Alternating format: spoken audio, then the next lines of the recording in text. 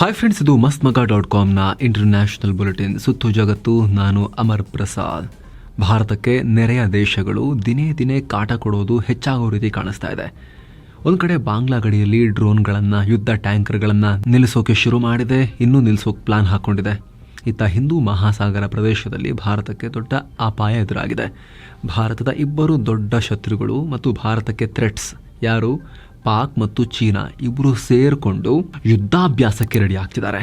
ಪಾಕ್ನ ಕರಾಚಿಯಲ್ಲಿ Aman 25 multinational ನೌಕಾ ಸಮರಾಭ್ಯಾಸ ನಡೆಸೋಕೆ ತಯಾರಾಗಿದ್ದಾರೆ. ಇದರಲ್ಲಿ Indonesia, Italy, Japan, Malaysia, Sri Lanka ಸೇರಿ ಒಟ್ಟು 50 ರಾಷ್ಟ್ರಗಳು ಭಾಗವಹಿಸಲಿವೆ ಅಂತ ಹೇಳಲಾಗ್ತಿದೆ. ಫೆಬ್ರವರಿ 7ರಿಂದ ನಿರಂತರ 5 ದಿನಗಳ ಕಾಲ ಈ ಯುದ್ಧಾಭ್ಯಾಸ ನಡೆಯುತ್ತೆ. ಹಿಂದೂ ಮಹಾಸಾಗರ ಪ್ರದೇಶದಲ್ಲಿ ತನ್ನ ಭದ್ರತೆ ಹೆಚ್ಚು ಮಾಡಿಕೊಳ್ಳೋ ಸಂಬಂಧ ಈ ದೇಶಗಳು ಈ ಯುದ್ಧಾಭ್ಯಾಸ ನಡೆಸಲಿವೆ ಅಂತ ವರದಿಯಾಗಿದೆ. ಭಾರತವನ್ನು ಮೈಂಡಲ್ಲಿ ಇಟ್ಕೊಂಡೇ ಈ ಕೆಲಸವನ್ನು ಮಾಡಿರುತ್ತೆ ಪಾಕಿಸ್ತಾನ, ಚೀನಾ ಜೊತೆ ಸೇರಿಕೊಂಡು.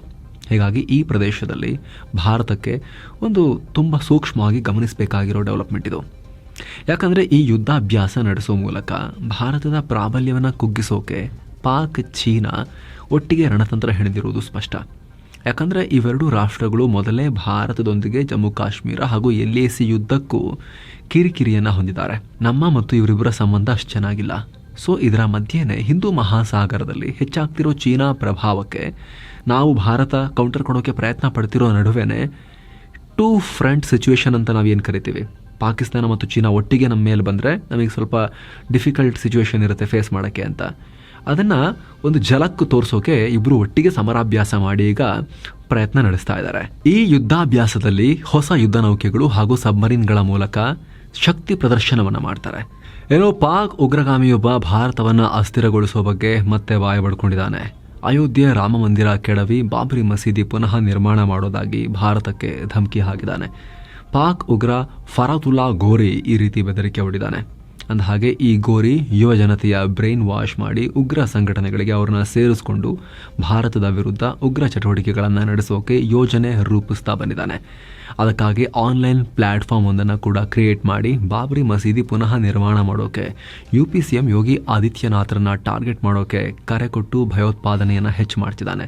ಈ ಉಗ್ರನ ನೆಟ್ವರ್ಕ್ ಫೇಸ್ಬುಕ್, ಇನ್ಸ್ಟಾಗ್ರಾಮ್, ವಾಟ್ಸ್ಆ್ಯಪ್ನಲ್ಲೂ ಕೂಡ ಹರಡ್ಕೊಂಡಿದೆ. ಇತ್ತೀಚೆಗಷ್ಟೇ ಟೆಲಿಗ್ರಾಮ್ನಲ್ಲಿ ವಿಡಿಯೋ ರಿಲೀಸ್ ಮಾಡಿ ಭಾರತದ ಪ್ರಮುಖ ನಗರಗಳು ಮತ್ತು ರೈಲ್ವೆ ಸಿಸ್ಟಮ್ ಮೇಲೆ ದಾಳಿ ಮಾಡ್ತೀನಿ ಅಂತ ಬೆದರಿಕೆ ಹಾಕಿದ್ದ ಈ ಗೋರಿ ಈಗ ರಾಮ ಮಂದಿರ ನಾಶ ಮಾಡೋದ್ರ ಬಗ್ಗೆ ಮಾತನಾಡಿದ್ದಾನೆ. ಈ ಗೋರಿ ಸದ್ಯ ಭಾರತದ ಬಳಿಕ ಅತಿ ಹೆಚ್ಚು ಜನಸಂಖ್ಯೆ ಹೊಂದಿರೋ ರಾಷ್ಟ್ರವಾಗಿರೋ ನೆರೆಯ ಚೀನಾ ವಿಚಾರವಾಗಿ ಮಹತ್ವದ ಮಾಹಿತಿ ಹೊರಬಿದ್ದಿದೆ. ನಿರಂತರ 3ನೇ ವರ್ಷ ಜನಸಂಖ್ಯೆ ಕುಸಿತ ಹೋಗಿದೆ ಅಂತ ಗೊತ್ತಾಗಿದೆ. ಅಲ್ಲದೆ ಖುದ್ದು ಚೀನಾನೇ ಈ ಕುಸಿತಕ್ಕೆ ಕಳವಳ ವ್ಯಕ್ತಪಡಿಸ್ತಾ ಇದೆ. ಚೀನಾದ ನ್ಯಾಷನಲ್ ಸ್ಟ್ಯಾಟಿಸ್ಟಿಕ್ಸ್ ಬ್ಯೂರೋ ಅಧಿಕಾರಿಗಳು ಹೇಳಿರೋ ಮಾಹಿತಿ ಪ್ರಕಾರ 140.8 ಕೋಟಿ ಇದ್ದ ಜನಸಂಖ್ಯೆಯಲ್ಲಿ 14 ಲಕ್ಷ ಬಿದ್ದು ಹೋಗ್ಬಿಟ್ಟಿದೆ. ವಯಸ್ಸಾದವರ ಸಂಖ್ಯೆ ಜಾಸ್ತಿ ಆಗ್ತಾ ಇದೆ, ಹೊಸ ಮಕ್ಕಳು ಹುಟ್ಟೋದು ಕಮ್ಮಿ ಆಗ್ತಾ ಇದೆ. ಇದರ ಜೊತೆಗೆ ಚೀನಾದ ಆರ್ಥಿಕತೆ ಕೂಡ ಪಾತಾಳಕ್ಕೆ ಕುಸಿಬಹುದು ಇದರ ಪರಿಣಾಮ ಅಂತ ಚೀನಾಗೆ ಭಯ ಶುರುವಾಗಿದೆ. COVID-19ನ 3 ವರ್ಷದ ಅವಧಿಯಲ್ಲಿ ಚೀನಾದಲ್ಲಿ ಅಲ್ಲಿನ ಜನ ಮದುವೆ ಮಾಡ್ಕೊಳ್ಳೋದನ್ನು ಕೂಡ ಡಿಲೇ ಮಾಡಿದ್ರು. ಅದು ಇನ್ನಷ್ಟು ಪೆಟ್ಕೊಡ್ತು. ಆಮೇಲೆ 2024ರಲ್ಲಿ ವಿವಾಹಗಳು ನಡೆದಾಗ ಜನನ ಪ್ರಮಾಣ ಜಾಸ್ತಿ ಆಯಿತು. ಆದರೆ 2025ರಲ್ಲಿ ಮತ್ತೆ ಜನನ ಪ್ರಮಾಣ ಕುಸಿಯೋ ಆತಂಕ ಇದೆ ಅಂತ ತಜ್ಞರು ಹೇಳಿದ್ದಾರೆ. ಏನೋ ಹೆಚ್ಚಿನ ಜನ ಗ್ರಾಮೀಣ ಪ್ರದೇಶಗಳಿಂದ ಸಿಟಿಗಳಿಗೆ ವಲಸೆ ಹೋಗ್ತಿದ್ದಾರೆ. ಅಲ್ಲಿನ ಫ್ಯಾಮಿಲಿ ಪ್ಲಾನಿಂಗ್ ಕಲ್ಚರ್ ಇವ್ರಿಗೂ ಕೂಡ ಬರ್ತಾ ಇದೆ. ಮಕ್ಕಳಾಗೋದನ್ನು, ಮದುವೆ ಆಗೋದನ್ನು ಕೂಡ ಡಿಲೇ ಮಾಡ್ತಿದ್ದಾರೆ. ಮದುವೆ ಆದರೂ ಕೂಡ ಮಕ್ಕಳು ಮಾಡ್ಕೊಳ್ಳೋದನ್ನು ಡಿಲೇ ಮಾಡ್ತಿದ್ದಾರೆ. ಜೊತೆಗೆ ದುಬಾರಿ ಜೀವನ ವೆಚ್ಚವನ್ನು ಸರಿದೂಗಿಸೋಕೆ, ಹಾಗೆ ಶಿಕ್ಷಣ ವೆಚ್ಚ ಹೆಚ್ಚಾಗ್ತಿರೋದ್ರಿಂದ, ಜೊತೆಗೆ ವೃತ್ತಿ ಜೀವನದ ಕೆಲ ಅವಶ್ಯಕತೆಗಳನ್ನು ಫುಲ್ಫಿಲ್ ಮಾಡೋಕೆ ಮದುವೆಯನ್ನು ಮುಂದೂಡ್ತಿದ್ದಾರೆ. ಇದೆಲ್ಲ ಜನನ ದರ ಕುಸಿತಕ್ಕೆ ಮುಖ್ಯ ಕಾರಣಗಳಾಗಿದೆ. ಏನೋ ಈ ಪಟ್ಟಿಯಲ್ಲಿ ಜಪಾನ್, ಇಟಲಿ, ದಕ್ಷಿಣ ಕೊರಿಯಾ ಕೂಡ ಸೇರಿವೆ. ಹೀಗಾಗಿ ಈ ದೇಶಗಳು ಜನನ ಪ್ರಮಾಣವನ್ನು ಹೆಚ್ಚಿಸಲಿಕ್ಕೆ ಜನರಿಗೆ ಹಣಕಾಸಿನ ನೆರವನ್ನು ಕೊಡ್ತಾ ಇವೆ. ಹುಟ್ಟಿಸಿ ಜಾಸ್ತಿ ಪ್ರೊಡ್ಯೂಸ್ ಮಾಡಿ ಬೇಬೀಸ್ ಅಂತ. ಏನೋ ಜಪಾನ್ನ ಜನಸಂಖ್ಯಾ ದರ ಕಳೆದ 15 ವರ್ಷಗಳಿಂದ ಕುಸಿತ ಕಾಣ್ತಾ ಇದೆ. ಜಪಾನ್ದು ಸೇಮ್ ಕತೆ, ಇನ್ನೂ ಭಯಾನಕ. ಜಪಾನ್ ಜನಸಂಖ್ಯೆಯಲ್ಲಿ ಕಳೆದ 2008ರಿಂದ ಇಲ್ಲಿವರೆಗೆ ಬರೋಬ್ಬರಿ 30 ಲಕ್ಷ ಬಿದ್ದು ಹೋಗಿದೆ. 2070ರ ವೇಳೆಗೆ 87 ಮಿಲಿಯನ್ಗೆ ಕುಸಿಯೋ ಸಾಧ್ಯತೆ ಇದೆ. ಪ್ರತಿ 10 ಜನರಲ್ಲಿ 4 ಜನ 65 ವಯಸ್ಸಿನ ವ್ಯಕ್ತಿಗಳಿದ್ದಾರೆ. ಅಷ್ಟು ಏಜ್ಡ್ ಪಾಪ್ಯುಲೇಷನ್ ಆಗ್ತಾ ಇದೆ ಜಾಪನೀಸ್ ಪಾಪ್ಯುಲೇಷನ್. ಏನು ಇಟಲಿ ಬಗ್ಗೆ ನೋಡೋದಾದರೆ, ಇಟಲಿ ಪ್ರಧಾನಿ ಜಾರ್ಜಿಯಾ ಮೆಲನಿ ಹೆಚ್ಚು ಮಕ್ಕಳನ್ನು ಮಾಡಿಕೊಳ್ಳ್ರಿ ಅಂತ ಕ್ಯಾಂಪೇನ್ ಶುರು ಮಾಡಿದ್ದಾರೆ. 2033ರ ಹೊತ್ತಿಗೆ ಪ್ರತಿ ವರ್ಷ 5 ಲಕ್ಷ ಮಕ್ಕಳನ್ನು ಹೊಂದಿ ಅಂತ ಕ್ಯಾಂಪೇನ್ ಸ್ಟಾರ್ಟ್ ಮಾಡಿದ್ದಾರೆ. ಓವರಾಲ್ ದೇಶದ ಜನತೆ ಕರೆ ಕೊಟ್ಟಿದ್ದಾರೆ. ಅಂದಹಾಗೆ ಇಟಲಿಯಲ್ಲಿ 2008ರಲ್ಲಿ ಜನನ ದರ 5.77 ಲಕ್ಷ ಇತ್ತು ವರ್ಷಕ್ಕೆ. ನಂತರ 2023ರ ವೇಳೆಗೆ 3.80 ಲಕ್ಷಕ್ಕೆ ಬಿದ್ದು ಹೋಗಿದೆ. ಇದಕ್ಕೆಲ್ಲ ಸಂಬಳ ಕಮ್ಮಿ ಆಗಿರೋದು, ಮಕ್ಕಳ ಆರೈಕೆ ತುಂಬ ಕಾಸ್ಟ್ ಜಾಸ್ತಿ ಆಗ್ತಿರೋದು, ಜೊತೆಗೆ ವಯಸ್ಸಾದವ್ರನ್ನ ನೋಡಿಕೊಳ್ಳೋ ಹೊರೆ ಕೂಡ ಇರೋದು ಕಾರಣ ಅಂತ ಅಧ್ಯಯನದ ರಿಪೋರ್ಟ್ಸ್ ಹೇಳಿದೆ. ದಕ್ಷಿಣ ಕೊರಿಯಾದಲ್ಲೂ ಕೂಡ ಪುರುಷರು ತಮ್ಮ ವಿದ್ಯಾಭ್ಯಾಸ, ಉದ್ಯೋಗದ ಕುರಿತು ಚಿಂತನೆ ಮಾಡಿ ಮದುವೆ ಆಗೋದಕ್ಕೆ ವಿಳಂಬ ಮಾಡ್ತಿರೋದು ವಯಸ್ಸಾದವರ ಸಂಖ್ಯೆ ಅಲ್ಲೂ ಕೂಡ ಹೆಚ್ಚಾಗಲಿಕ್ಕೆ ಕಾರಣ ಆಗ್ತಾ ಇದೆ. ಜನನ ದರ ಕಮ್ಮಿ ಆಗ್ತಾ ಇದೆ. ಸ್ನೇಹಿತರೆ, ಯಾವುದೇ ರಾಷ್ಟ್ರದ ಆರ್ಥಿಕ ಅಭಿವೃದ್ಧಿ ಅಥವಾ ಬೆಳವಣಿಗೆ ಆ ದೇಶದ ಜನಸಂಖ್ಯೆ ಅಂದರೆ ಅಲ್ಲಿನ ಯುವ ಪಾಪ್ಯುಲೇಷನ್ ಎಷ್ಟಿದೆ, ದುಡಿಯುವ ಕೈಗಳು ಎಷ್ಟಿವೆ ಅದರ ಮೇಲೆ ಡಿಪೆಂಡ್ ಆಗಿರುತ್ತೆ. ಸೊ ಇಲ್ಲಿ ವಯಸ್ಸಾದವ್ರ ಸಂಖ್ಯೆ ಜಾಸ್ತಿಯಾಗಿ ಅವ್ರಿಗೆ ಫೀಡ್ ಮಾಡಬೇಕಾಗಿರೋ ಯಂಗ್ ಪಾಪ್ಯುಲೇಷನ್ ಸಂಖ್ಯೆ ಕಮ್ಮಿ ಆಗೋದ್ರಿಂದ ದೇಶದ ಸಿಸ್ಟಮ್ ಮೇಲೆ ಬರ್ಡನ್ ಜಾಸ್ತಿ ಆಗುತ್ತೆ, ದೇಶದ ಉತ್ಪಾದಕತೆ ಕೂಡ ಕಮ್ಮಿ ಆಗುತ್ತೆ. ಆದರೆ ಚೀನಾ ಮೇಲೆ ಈ ಕ್ಷಣಕ್ಕೆ ಅಂತ ದೊಡ್ಡ ಪರಿಣಾಮ ಆಗಿಲ್ಲ, ಮುಂದಾಗಬಹುದು ಅನ್ನೋ ಆತಂಕ ಈ ಜನಸಂಖ್ಯಾ ಕುಸಿತದ್ದು. ಸದ್ಯಕ್ಕಂತೂ ಪರವಾಗಿಲ್ಲ ಅನ್ನೋ ರೀತಿಯಲ್ಲಿ ಅವರ GDP ಪರ್ಫಾರ್ಮ್ ಮಾಡ್ತಾ ಇದೆ. GDP 4ನೇ ತ್ರೈಮಾಸಿಕದಲ್ಲಿ 5.4% ಗ್ರೋ ಆಗಿದೆ ಚೀನಾದಲ್ಲಿ. ಅಂದಹಾಗೆ ಮಾರ್ಕೆಟ್ ತಜ್ಞರು 5% ಗ್ರೋ ಆಗುತ್ತೆ ಅಂತ ನಿರೀಕ್ಷೆ ಮಾಡಿದರು. ಆದರೆ ನಿರೀಕ್ಷೆಗೂ ಮೀರಿ ಗ್ರೋ ಆಗಿದೆ. ಮೊದಲ ತ್ರೈಮಾಸಿಕದಲ್ಲಿ 5.3%, ಎರಡನೇ ತ್ರೈಮಾಸಿಕದಲ್ಲಿ 4.7%ಗೆ ಇಳಿಕೆ ಕಂಡು ನಂತರ ಮೂರನೇ ತ್ರೈಮಾಸಿಕದಲ್ಲಿ 4.6% ದಾಖಲಾಗಿತ್ತು. ಆದರೆ 4ನೇ ತ್ರೈಮಾಸಿಕದಲ್ಲಿ ಸಡನ್ ಆಗಿ ರೈಸ್ ಆಗಿ 5.4% ತಲುಪಿದೆ.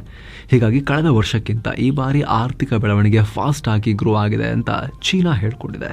ಇಂಡಸ್ಟ್ರಿಯಲ್ ಪ್ರೊಡಕ್ಷನ್ ಜಾಸ್ತಿ ಆಗಿರೋದು ಮತ್ತು ಇಂಟರ್ನ್ಯಾಷನಲ್ ಲೆವೆಲ್ನಲ್ಲಿ ಡಿಮಾಂಡ್ ಕೂಡ ಜಾಸ್ತಿಯಾಗಿ ರಫ್ತು ಕೂಡ ಏರಿಕೆಯಾಗಿರೋದು ಇದಕ್ಕೆ ಮುಖ್ಯ ಕಾರಣ ಅಂತ ಚೀನಾ ಹೇಳಿದೆ. ಕದನ ವಿರಾಮ ಒಪ್ಪಂದ ಘೋಷಣೆಯಾಗ್ತಿದ್ದಂತೆ ಇನ್ನಾದರೂ ಗಾಜಾ ಶಾಂತವಾಗುತ್ತಾ ಅಂತ ಪ್ರಶ್ನೆ ಇತ್ತು. ಆದರೆ ಅಷ್ಟರಲ್ಲಿ ಗಾಜಾ ಮೇಲೆ ಇಸ್ರೇಲ್ ದಾಳಿಯನ್ನ ಕಂಟಿನ್ಯೂ ಮಾಡಿದೆ. ಈ ಇಸ್ರೇಲ್ ಮತ್ತು ಹಮಾಸ್ ನಡುವಿನ ಹೊಡೆದಾಟದಲ್ಲಿ ಕದನ ವಿರಾಮ ಅನ್ನೋದು ದೊಡ್ಡ ಜೋಕ್ ತರ ಆಗಿ ಹೋಗಿದೆ. ಸುಮ್ಮನೆ ಹೇಳ್ತಾರೆ, ಏನು ಫಾಲೋ ಮಾಡೋದಿಲ್ಲ ಎರಡೂ ಕಡೆಯವರು. ಈಗ ಇಸ್ರೇಲ್ನವರು ಗಾಜಾ ಮೇಲೆ ದಾಳಿಯನ್ನು ಕಂಟಿನ್ಯೂ ಮಾಡಿದ್ದಾರೆ. ಪರಿಣಾಮ 21 ಮಕ್ಕಳು ಸೇರಿ ಕನಿಷ್ಠ 87 ಜನ ಪ್ರಾಣ ಕಳ್ಕೊಂಡಿದ್ದಾರೆ ಅಂತ ಗಾಜಾ ಹೇಳಿದೆ. ಅಂದಹಾಗೆ ಕತರ್, ಈಜಿಪ್ಟ್ ಮತ್ತು ಅಮೆರಿಕದ ಮಧ್ಯಸ್ಥಿಕೆಯಲ್ಲಿ ಗಾಜಾ ಕದನ ವಿರಾಮ ಮುಂದಿನ ಭಾನುವಾರದಿಂದ ಜಾರಿಯಾಗುತ್ತೆ ಅಂತ ವರದಿಯಾಗಿದೆ. ಸೊ ಅಲ್ಲಿವರೆಗೆ ಹೊಡೆಯೋಣ ಅಂತ ಹೇಳಿ ಹೊಡಿತಿದಾರ, ಏನು ಲೆಕ್ಕಾಚಾರ ಅಂತ ಗೊತ್ತಿಲ್ಲ ಇಸ್ರೇಲ್ದು. ಕದನ ವಿರಾಮ ಒಪ್ಪಂದದ ಪ್ರಕಾರ ಮೊದಲ ಹಂತದಲ್ಲಿ ಹಮಾಸ್ ಕೈಯಲ್ಲಿ ಬಂದಿಯಾಗಿರೋ 33 ಇಸ್ರೇಲಿ ಒತ್ತೆಯಾಳುಗಳನ್ನು ಬಿಡುಗಡೆ ಮಾಡಲಾಗುತ್ತೆ. ಇದಕ್ಕೆ ಪ್ರತಿಯಾಗಿ ಇಸ್ರೇಲ್ ಜೈಲಿನಲ್ಲಿ ಬಂಧಿಸಲಾಗಿಟ್ಟಿರುವ ಪ್ಯಾಲೆಸ್ತೀನಿ ಜನರನ್ನ ರಿಲೀಸ್ ಮಾಡಲಾಗುತ್ತೆ ಅಂತ ಗೊತ್ತಾಗಿದೆ. ಈ ಕದನ ವಿರಾಮ ಒಪ್ಪಂದಕ್ಕಾಗಿ ಬೈಡೆನ್ ಸರ್ಕಾರದೊಂದಿಗೆ ಟ್ರಂಪ್ ಕೂಡ ಕೆಲಸ ಮಾಡ್ತಿದ್ದಾರೆ ಅಂತ ಅಮೆರಿಕದ ಸ್ಟೇಟ್ ಡಿಪಾರ್ಟ್ಮೆಂಟ್ ವಕ್ತಾರ ಮ್ಯಾಥ್ಯೂ ಮಿಲ್ಲರ್ ಟ್ರಂಪ್ಗೂ ಇದರ ಕ್ರೆಡಿಟ್ ಕೊಟ್ಟಿದ್ರು. ಈಗ ಆ ಕ್ರೆಡಿಟನ್ನು ಟ್ರಂಪ್ ಸಮರ್ಥಿಸಿಕೊಂಡಿದ್ದಾರೆ. ನಾನು ಮುಂದೆ ಅಮೆರಿಕ ಅಧ್ಯಕ್ಷನಾಗಿ ಅಧಿಕಾರ ವಹಿಸಿಕೊಳ್ಳೋ ನಿಟ್ಟಿನಲ್ಲಿ ಈ ಒಪ್ಪಂದಕ್ಕೆ ಒತ್ತಡ ಹಾಕದೇ ಹೋಗಿದ್ರೆ ಈ ಡೀಲ್ ಆಗ್ತಾನೆ ಇರಲಿಲ್ಲ. ನಾನು ಬರೋ ತನಕ ನೀವೇನಾರು ಮಾಡ್ಕೊಳ್ಳಿ, ನಾನು ಬರೋಷ್ಟರಲ್ಲಿ ಕದನ ವಿರಾಮ ಆಗಿಲ್ಲ ಅಂದರೆ ನಿಮಗೆ ನರಕ ತೋರಿಸ್ತೀನಿ ಅಂತ ಪದೇ ಪದೇ ಬೆದರಿಕೆ ಹಾಕಿದ್ರು ಟ್ರಂಪ್. ಸೊ ಆಮೇಲೆ ಕದನ ವಿರಾಮ ಆಯಿತು. ಖುದ್ದು ಬೈಡೆನ್ ಆಡಳಿತ ಟ್ರಂಪ್ಗೆ ಕ್ರೆಡಿಟ್ ಕೊಟ್ಟಿತ್ತು. ಈಗ ಹೌದು, ನಾನು ತುಂಬ ಕೆಲಸ ಮಾಡಿದ್ದೇನೆ ಇದಕ್ಕೆ ಅಂತ ಟ್ರಂಪ್ ಕೂಡ ಅದನ್ನು ಸರಿ ಇದೆ, ಕ್ರೆಡಿಟ್ ಸುಮ್ಮನೆ ಏನು ಕೊಟ್ಟಿಲ್ಲ ಅನ್ನೋ ರೀತಿಯಲ್ಲಿ ಹೇಳಿದ್ದಾರೆ. ಮತ್ತೊಂದು ಕಡೆ ಈ ಗಾಜಾ ಕದನ ವಿರಾಮ ವಿಚಾರವಾಗಿ ಇಸ್ರೇಲ್ ಕ್ಯಾಬಿನೆಟ್ನಲ್ಲಿ ವೋಟಿಂಗ್ ನಡೆಯುತ್ತೆ. ಆತ ಪ್ಯಾಲೆಸ್ತೀನಿಯರ ರಕ್ಷಣೆಗಾಗಿ ಇಸ್ರೇಲ್ ಒಂದು ಕಾನೂನು ಮಾರ್ಗ ಕಂಡುಕೊಳ್ಬೇಕು ಅಂತ ಅಮೆರಿಕದ outgoing president Joe Biden Israel PM Benjamin Netanyahu ಅವರಿಗೆ ಒತ್ತಾಯ ಮಾಡಿದ್ದಾರೆ. ಭಾರತದಿಂದ ದೂರ ಆಗ್ತಿರೋ ಬಾಂಗ್ಲಾ ಈಗ ಪಾಕಿಸ್ತಾನಕ್ಕೆ ಮತ್ತಷ್ಟು ಹತ್ತಿರವಾಗ್ತಿದೆ. ಎಷ್ಟರ ಮಟ್ಟಿಗಂದ್ರೆ ಬಾಂಗ್ಲಾದ ಟಾಪ್ ಮಿಲಿಟರಿ ಅಧಿಕಾರಿ SM ಕಮರುಲ್ ಹಸನ್ ಪಾಕಿಸ್ತಾನಕ್ಕೆ ಭೇಟಿ ಕೊಟ್ಟಿದ್ದಾರೆ. ಈ ವೇಳೆ ಪಾಕ್ನ ಹಲವು ಅಧಿಕಾರಿಗಳೊಂದಿಗೆ ಮೀಟಿಂಗ್ ನಡೆಸಿದ್ದಾರೆ. ಪಾಕಿಸ್ತಾನದ chief of army staff general Syed Asim Munir ಮತ್ತು ಜನರಲ್ ಶಹೀರ್ ಶಮ್ಶಾದ್ ಮಿರ್ಜಾ ಅವರೊಂದಿಗೆ ಪ್ರತ್ಯೇಕ ಮಾತುಕತೆ ನಡೆಸಿದ್ದಾರೆ ಅಂತ ವರದಿಯಾಗಿದೆ. ಎರಡು ರಾಷ್ಟ್ರಗಳು ಕಠಿಣ ಪರಿಸ್ಥಿತಿಯಲ್ಲೂ ಪರಸ್ಪರ ಮಿಲಿಟರಿ ಸಹಕಾರದೊಂದಿಗೆ ಕೆಲಸ ಮಾಡೋ ಕುರಿತು ಚರ್ಚೆ ನಡೆಸಿದ್ದಾರೆ ಅಂತ ಹೇಳಲಾಗ್ತಿದೆ. ಕಠಿಣ ಪರಿಸ್ಥಿತಿಯಲ್ಲೂ ಒಟ್ಟಿಗೆ ಕೆಲಸ ಮಾಡ್ತಾರಂತೆ. ಅದು ಯಾವ ಕಠಿಣ ಪರಿಸ್ಥಿತಿ? ಇವರು ಒಟ್ಟಿಗೆ ಕೆಲಸ ಮಾಡುವಂಥದ್ದು. ಎಲ್ಲ ಬೆಳವಣಿಗೆ ನೋಡ್ತಾ ಇದ್ರೆ ಭಾರತಕ್ಕೆ ಇದು ಅಲಾರ್ಮಿಂಗ್, ಇದು ಎಚ್ಚರಿಕೆಯ ಕರೆಗಂಟೆ ಇದು ಇವರಿಬ್ಬರ ಬಿಹೇವಿಯರ್. ಪಶ್ಚಿಮ ಆಫ್ರಿಕಾದ ನೈಜೀರಿಯಾದ ಭದ್ರತಾ ಪಡೆಗಳು ದೊಡ್ಡ ಕಾರ್ಯಾಚರಣೆ ಮಾಡಿದ್ದಾರೆ. ಪರಿಣಾಮ 76 ಉಗ್ರಗಾಮಿಗಳನ್ನು ಹೊಡೆದುರುಳಿಸಲಾಗಿದೆ. ಬೊಕೊ ಹರಾಮ್ ಮತ್ತು IS ಉಗ್ರರ ಕಂಟ್ರೋಲ್ನಲ್ಲಿದ್ದ ಬೋರ್ನೋ ಸ್ಟೇಟ್ ಹಲವು ಪ್ರದೇಶದಲ್ಲಿ ಈ ಆಪರೇಷನ್ ನಡೆಸಲಾಗಿದೆ. 72 ಶಂಕಿತರನ್ನ ಅರೆಸ್ಟ್ ಕೂಡ ಮಾಡಲಾಗಿದೆ. ಉಗ್ರರ ಬಳಿ ಇದ್ದ 8 ಒತ್ತೆಯಾಳುಗಳನ್ನ ರಿಲೀಸ್ ಮಾಡಲಾಗಿದೆ ಅಂತ ಕೂಡ ಅಲ್ಲಿನ ಆರ್ಮಿ ವಕ್ತಾರ ಎಡ್ವರ್ಡ್ ಬೂಬಾ ಹೇಳಿದ್ದಾರೆ. ಅಂದಹಾಗೆ ನೈಜೀರಿಯಾದಲ್ಲಿ 2009ರಿಂದ ಆಕ್ಟಿವ್ ಆಗಿರೋ ಉಗ್ರ ಸಂಘಟನೆ ಇದು. ಇವರ ದಾಳಿಯಿಂದ ಸುಮಾರು 35,000 ಜನ ಪ್ರಾಣ ಕಳ್ಕೊಂಡ್ರೆ 20 ಲಕ್ಷ ಜನ ಸ್ಥಳಾಂತರಗೊಂಡಿದ್ದಾರೆ. ಈಗ ಇವರನ್ನ ಹತ್ತಿಕ್ಕೋದ್ರ ಭಾಗವಾಗಿ ಅಲ್ಲಿನ ಸೇನೆ ಭಯಂಕರ ಕಾರ್ಯಾಚರಣೆ ನಡೆಸಿದೆ. ಟೆಕ್ ದಿಗ್ಗಜ ಎಲಾನ್ ಮಸ್ಕ್ರ ಸ್ಪೇಸ್ ಎಕ್ಸ್ ಮತ್ತೊಮ್ಮೆ ಮಹತ್ವದ ಸಾಧನೆ ಮಾಡಿದೆ. ತನ್ನ ಮರುಬಳಕೆ ರಾಕೆಟ್ ಸ್ಟಾರ್ ಶಿಪ್ನ 7ನೇ ಟೆಸ್ಟ್ ಫ್ಲೈಟ್ ಅನ್ನ ಪೂರ್ಣಗೊಳಿಸಿದೆ. ಈ ರಾಕೆಟ್ನ ಬೂಸ್ಟರ್ ಸ್ಟೇಜ್ ಅನ್ನ ಸಕ್ಸಸ್ಫುಲ್ ಆಗಿ ಗಾಳಿಯಲ್ಲೇ ರೊಬೋಟಿಕ್ ಆರ್ಮ್ ಸಹಾಯದಿಂದ ಕ್ಯಾಚ್ ಮಾಡಲಾಗಿದೆ. ಈ ಹಾರಾಟದ ಸಂದರ್ಭದಲ್ಲಿ ಕೆಲ ಅತ್ಯಂತ ಕಠಿಣ ಪರೀಕ್ಷೆಗಳನ್ನು ಕೂಡ ನಡೆಸಲಾಗಿದೆ. ಅದರಲ್ಲೂ ಮುಖ್ಯವಾಗಿ ಹಾಟ್ ಸ್ಟೇಜಿಂಗ್, ಸೆಪರೇಷನ್ ಮತ್ತು ಸ್ಪೇಸ್ನಲ್ಲಿದ್ದಾಗ ಎಂಜಿನ್ ಪುನಃ ಆರಂಭಿಸುವುದು ಸೇರಿವೆ. ಮಿಡ್ ಏರ್ನಲ್ಲಿ ಬೂಸ್ಟರ್ ಕ್ಯಾಚ್ ಮಾಡ್ತಿರೋದು ಇದು 2ನೇ ಬಾರಿ. ಈ ಬಾರಿ ಮಿಷನ್ನಲ್ಲಿ ಮೇಲಿನ ಹಂತದ ಸೆಪರೇಷನ್ ನಂತರ ಈ ಸ್ಪೇಸ್ ಕ್ರಾಫ್ಟ್ ಸುಮಾರು 9 ನಿಮಿಷ ಗ್ರೌಂಡ್ ಸಂಪರ್ಕವನ್ನು ಕಳ್ಕೊಂಡಿತ್ತು. ಕಮ್ಯುನಿಕೇಷನ್ ಕಳ್ಕೊಂಡು ಅಪ್ಪರ್ ಸ್ಟೇಜ್ ಗಾಳಿಯಲ್ಲೇ ಸ್ಫೋಟಗೊಂಡಿದೆ. ಇದರ ಅವಶೇಷಗಳು ಬೀಳೋ ಅಪಾಯದಿಂದ ಗಲ್ಫ್ ಆಫ್ ಮೆಕ್ಸಿಕೋ ಮೇಲೆ ಹಾರೋ ವಿಮಾನದ ಮಾರ್ಗಗಳನ್ನು ಬದಲಿಸೋಕೆ ಸೂಚನೆ ಕೊಡಲಾಗಿತ್ತು. ಆಕ್ಸಿಜನ್ ಹಾಗೂ ಇಂಧನದ ಲೀಕ್ನಿಂದ ಪ್ರೆಷರ್ನಲ್ಲಿ ಆದ ಬದಲಾವಣೆಯಿಂದ ಸ್ಫೋಟ ಉಂಟಾಗಿರ್ಬೋದು. ಹೀಗಾಗಿ ಹೆಚ್ಚಿನ ತನಿಖೆ ನಡೀತಾ ಇದೆ ಅಂತ ಇಲಾನ್ ಮಸ್ಕ್ ಹೇಳಿದ್ದಾರೆ. ಇನ್ನೊಂದು ಕಡೆ ಕಮ್ಯುನಿಕೇಷನ್ ಲಾಸ್ ಆಗಿರೋದರ ಕುರಿತು ಇಂಪಾರ್ಟೆಂಟ್ ಡೇಟಾ ಪಡೆದು ಅನಲೈಸ್ ಮಾಡ್ತಾ ಇದ್ದೀವಿ ಅಂತ SpaceX communication manager Dan Huot confirm ಮಾಡಿದ್ದಾರೆ. ಅಂದಹಾಗೆ ಮಂಗಳ ಗ್ರಹಕ್ಕೆ ಮನುಷ್ಯರನ್ನು ಕಳಿಸೋ ಉತ್ಸಾಹದಲ್ಲಿರೋ ಮಸ್ಕ್ ಅದಕ್ಕಾಗಿ ಇನ್ನಷ್ಟು ಬಲಿಷ್ಠ ರಾಕೆಟ್ಗಳನ್ನು ಸಿದ್ಧಪಡಿಸೋದು ಮತ್ತು ಸಂಪೂರ್ಣ ಮರುಬಳಕೆ ರಾಕೆಟ್ನ ಸಾಮರ್ಥ್ಯ ಹೆಚ್ಚಿಸೋಕೆ ಪ್ರಯತ್ನ ಪಡ್ತಾ ಇದ್ದಾರೆ. ಅದರ ಭಾಗವಾಗಿ ಈ ಪರೀಕ್ಷೆಯನ್ನು ನಡೆಸಲಾಗಿತ್ತು. 80 ಅಕ್ರಮ ವಲಸಿಗರನ್ನು ಹೊತ್ತು ಸ್ಪೇನ್ಗೆ ತೆರಳುತ್ತಾ ಇದ್ದ ದೋಣಿಯೊಂದು ಮೊರಾಕೋ ಸಮೀಪ ಮುಳುಗಡೆಯಾಗಿದೆ. ಪರಿಣಾಮ 44 ಪಾಕ್ನ ವಲಸಿಗರು ಪ್ರಾಣ ಕಳ್ಕೊಂಡಿದ್ದಾರೆ. ಖುದ್ದು ಪಾಕ್ ಇದನ್ನು ಹೇಳಿದೆ. ಎಲ್ಲಿಯ ಸ್ಪೇನ್, ಎಲ್ಲಿಯ ಪಾಕಿಸ್ತಾನ?